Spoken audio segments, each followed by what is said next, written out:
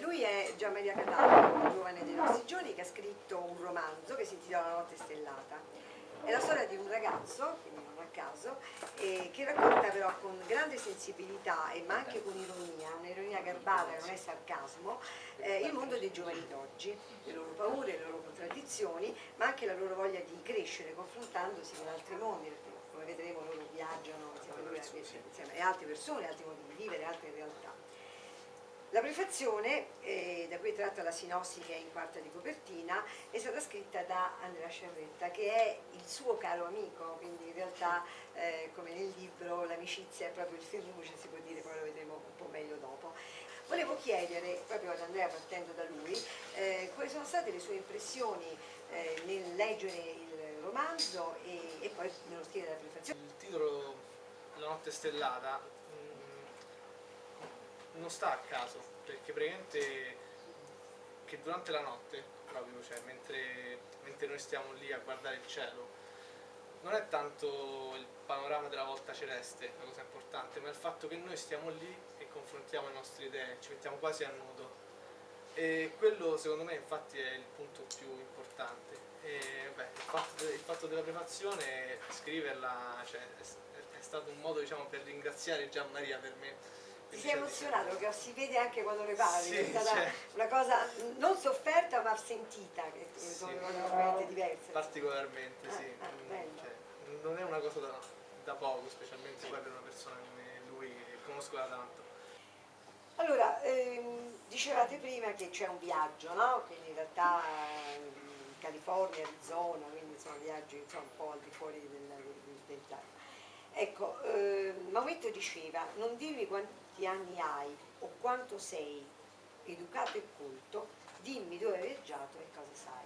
Quindi quanto il viaggio aiuta veramente a crescere, secondo voi? Stessa domanda all'entrambi.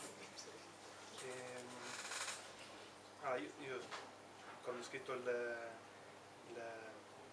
libro sapevo già che sarebbe stato ambientato durante un viaggio, non solo perché è il viaggio che sogniamo di fare un giorno, ma anche perché... Ah, perché non il viaggio non è stato fatto in realtà? È un viaggio totalmente immaginario. Ah, ecco, questa è per esempio una cosa che io non avevo capito, perché invece pensavo, questo è chiaro. Per adesso è ancora immaginario, è ancora poi più bello. un giorno diventerà realtà. Bello. E pare che è un sogno. Sì, Bello, un sogno bello. del futuro, insomma.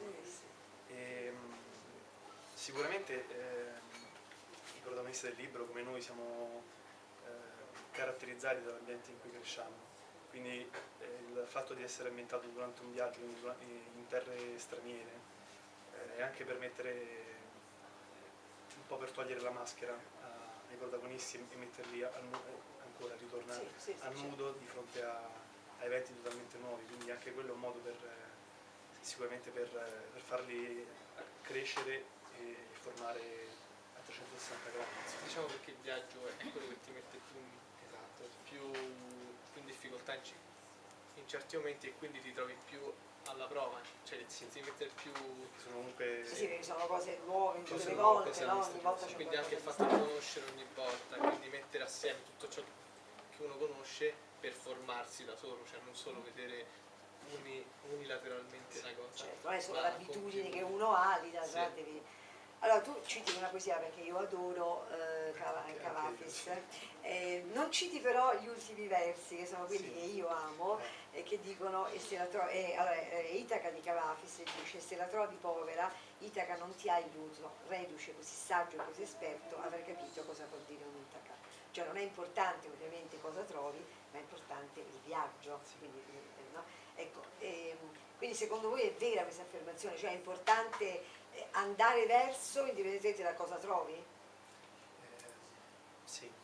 Sì, perché comunque... E non tutti questa cosa io la cito spesso, ecco non tutti invece la pensano così, invece alcune persone pensano che sia molto più importante quello che trovi alla fine, poi in realtà se ci vai con la macchina, dentro la macchina, insomma, no, il discorso dell'Ulisse famoso, insomma, non è importante tutte le varie peripezie che puoi fare per il viaggio, ma quello che trovi alla fine.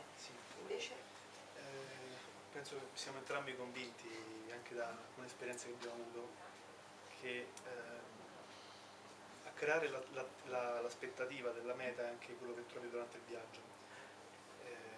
Perché quando si parte per un viaggio si ha già una idea, se non chiara, almeno un minimo, di quello che si troverà quando si arriverà.